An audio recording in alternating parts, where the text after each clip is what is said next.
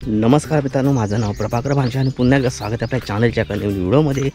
तर मित्रांनो, गावी आहे आता मी जात आहे आमच्या शेतामध्ये। तर शेतामध्ये काळ्या पावट्याची शेंगा किती आल्या ते जरा बघून येतो। आई गेले पुढे, आता मी इथे जवळ चाललोय।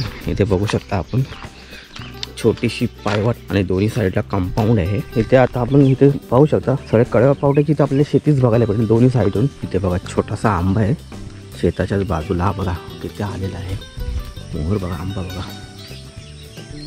आई सारा जायला कोण इकडून की इथून असं जाऊ? हां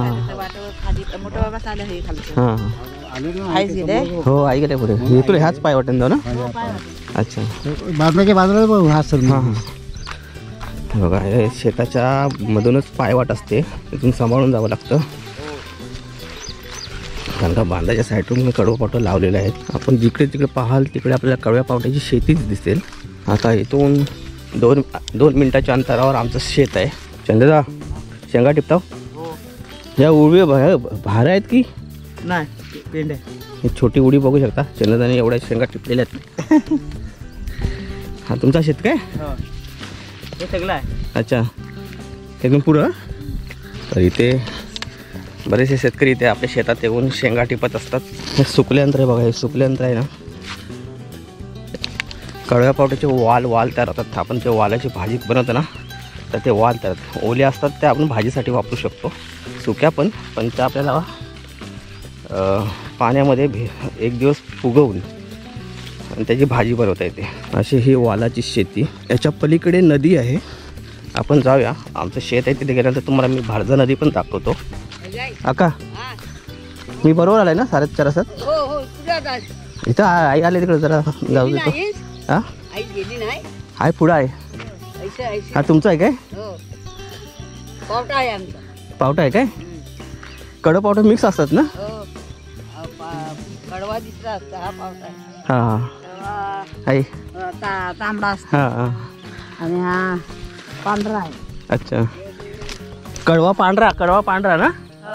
आणि पावटा पांढरा असतो आणि कडवा तांबडा असतो। असे दोन प्रकारचे कडवा पावट्याचे प्रकार आहेत। तुम्ही पाहिले असेल तर कमेंट करा। आता हे बघा, ही जी शेती इथे आहे ना, ही ओसाड जागा इथे म्हणजे शेती करत नाही। पहिले करायचे पण आता काही लोक शेतीसुद्धा करत नाही।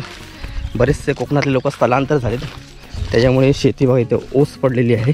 इथे बघा तुरीची पण झाडं आहेत, पण ते तोडलेली आहेत। चला आपण जाऊया आधी पहिली भारजा नदी तुम्हाला दाखवतो मी। हे बघा इकडे सकाळचं वातावरण थंडगार असतं। हे बघा दवबिंदू पडलेला आहे, ओलं आणि सकाळची इथे थंडी खूप असते, गारवा खूप असतो हवेमध्ये। इथे दुपार झाली नक्कीच गरमीचं वातावरण तयार होतं। आता तुम्हाला इथून भारजा नदी दाखवतो। ही भारजा नदी, पण आमच्याकडे ती खाडी आहे कारण का भरतीचं पाणी आहे ना, इथून पुढे अजून दोन किलोमीटर पुढेपर्यंत भरतीचं पाणी जातं आणि 2 किलोमीटरच्या पुढे नंतर मग ते गोड्या पाण्याची नदी आहे। पण इथून 2 किलोमीटरच्या पुढे खाऱ्या पाण्याची, आणि ह्या साईडला खालच्या साईडला समुद्र आहे, अरबी समुद्र। तर ह्या खाडीमध्ये मी बऱ्याच वेळा फिशिंगसाठी आलेलो आहे। त्याचे व्लॉग मी या चॅनलवर पोस्टसुद्धा केलेले आहेत, तुम्ही चॅनलवर जाऊन पाहू शकता। आता सध्या टाईम नाही मिळत, नाहीतर फिशिंगला आलो असतो। तर फायनली आपण आमच्या शेतामध्ये आलेलो आहोत। हा जो उघडा भाग दिसतो इथं कुळीत पेरला होता। ते कुळीत आहे की गेला? हा कुळीत कुठे काढलास? कुळीत काढला खायचा? हां, कुळीत काढून झालेला आहे। हा अर्धा भाग तुम्ही बघू शकता, एवढ्या भागात कळवा होत नाही असं बोलते आई। तर तो तिथे कुळीत काढून झाले। आता हे बघू शकता इथे कडवा पावटे पेरलेले आहेत। तर आता इथे आम्ही शेंगा टिपू आणि बघूया किती भेटतात त्या, कारण का संध्याकाळी जायचं आहे मुंबईला, तर भाजीसाठी घेऊन जायचे आहेत। इथे तूर बघू शकता, हे बघा हे तुरीचं झाड आहे, हे तुरीच्या शेंगा आहेत, हे तूर भरले आहे। काही ठिकाणी फुलं आहेत, मला बरेचसे काढून पण झालेत मला वाटतं। हे बघा तसं हे तुरीचं झाड आहे।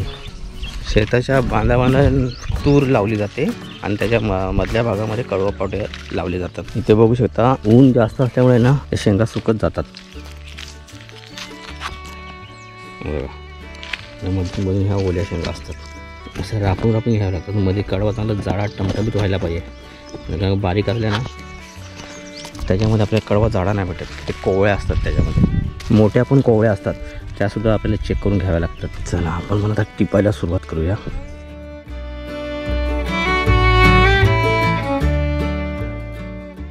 तर मित्रांनो, ह्या शेतामध्ये आहे ना आलटून पालटून शेती केली जाते. आता ही जी कळव्याची शेती आहे ही शेती एप्रिलपर्यंत पूर्ण हे होणार. हे सगळे हे शेंगा आहेत ना वालाच्या सुकणार. मग ते त्याचे कडवे पडे म्हणून ते काढणार त्याचे. आणि नंतर मग एप्रिलनंतर मग मेच्या आसपास ह्याच डाळसऱ्या याची भाजवण करून इथे नंतर मग भाताच्या शेतीसाठी पुढची प्रोसेस केली जाते. हा डाळसा भाजला जातो आणि नंतर मग तिथे भाताची पेरणी केली जाते. आणि मग पावसाळ्यात भाताची लावणी केली जाते. तर अशा प्रकारे दोन इथे आलटून पांडू शेत होतात. एक तर कडव्या पाट्याची आणि दुसरी भाताची.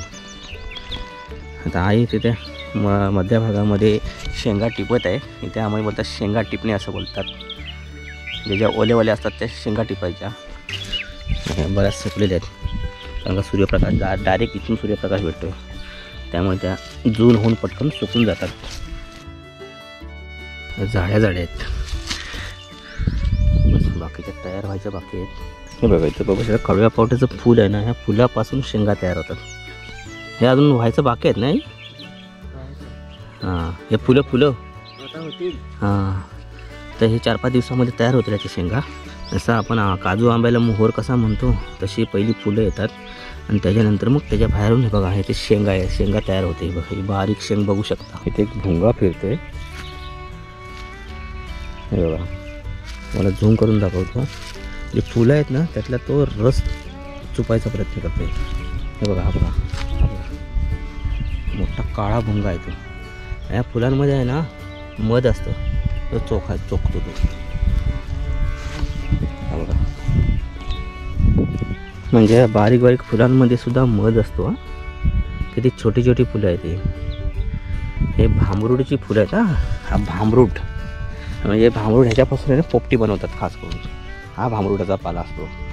ह्याच्यापासून जी पोपटी बनवली जाते ना ती टेस्टी असते. बघू शकता भांबरूडचा पाला कसा आहे तो.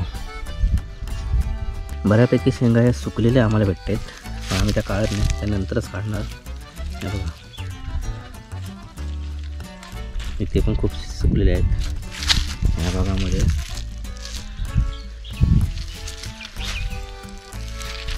इकडे सुद्धा खूप सुकलेले आहेत. ह्या म्हणजे ह्या वालसाठी आपण वापरू शकतो त्या प्रकारच्या. हा सर्व वाल तयार झालेला आहे.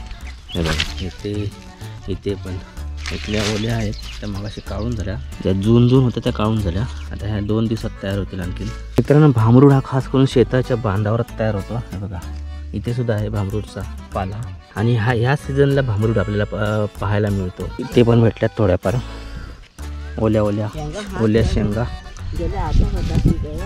हा मधला सगळा एकदम बाजला आहे. काय मांडलाय बघ किती काय शांग आहे वर जायासारखा शेणकान नाही असं मसनात मांजऱ्या हवा नको. ह्या मधल्या भागात खूपच मोठ्या शेंगांचे झाडं झालेले आहेत. इकडे छोटे आहेत. इथली वेल तर पूर्ण भरली आहे, सुकली आहे.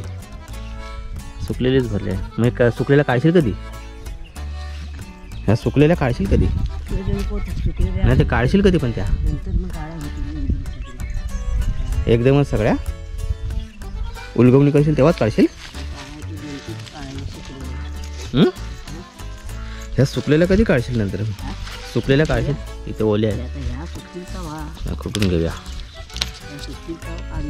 सगळ्या एकत्रच काढशील काय? आधी ह्या सुकल्या त्या काढल्या की हा दुसऱ्या झालेल्या रग घालतात. दुसऱ्या झालेल्या रग घालतात. हा शब्द तुम्हाला जर माहीत असेल तर कमेंट करा. कोकणातला शब्द आहे हा. धाका लावली पाका लावली त्याच्यावर काय. तर फायनली एवढ्या सगळ्या शेंगा टिपून झाल्या आहेत. बघू शकता आई अजून पाठी शेंगा टिपते. ह्या कडव्याच्या आहेत आणि ह्या माझ्या हातात ह्या पावट्याच्या आहेत. या दोन्ही आपल्याला वेगवेगळे ठेवावे लागतात. कारण का दोघांचे कलर वेगळे असतात, तांबडा असतं आणि पांढरा असतं, त्याच्यामुळे दोन्ही वेगळे ठेवावे लागतं. तर बघूया अजून शेवटमध्ये किती भेटतात त्या. इकडे आई टिपते अजून शेंगा. संध्याकाळी जायचं आहे मुंबईला, तर थोड्याफार घेऊन सुद्धा जायचे आहेत. मित्रांनो इथं बघू शकता ह्या सगळ्या तुऱ्या इथं आपटून येतात. आता इथं सुकायला ठेवल्यात, म्हणजे ते कसं बाहेर सगळं त्याच्यात तुरीचे सगळे निघतील बघा. सुकल्यानंतर ऑटोमॅटिक त्या बाहेर होणार, खुलल्या जाणार. ते तुऱ्यात ह्या पावट्याच्या शेंगा आहेत, सुकत ठेवले आहेत. आता ऊन जसं आहे ना त्या सुकत जातील आणि नंतर मग ह्यांना काठीने आपटायची आणि मग ते वेगवेगळे होणार. चला एक छोटी केळी आहे आमची, आता तोडून घेऊया. 2 पसवल्यात, 3 पसवल्यात, खाली 1 पसवले आहे. ही तोडताय ना? ही तयार झाले बाय. हां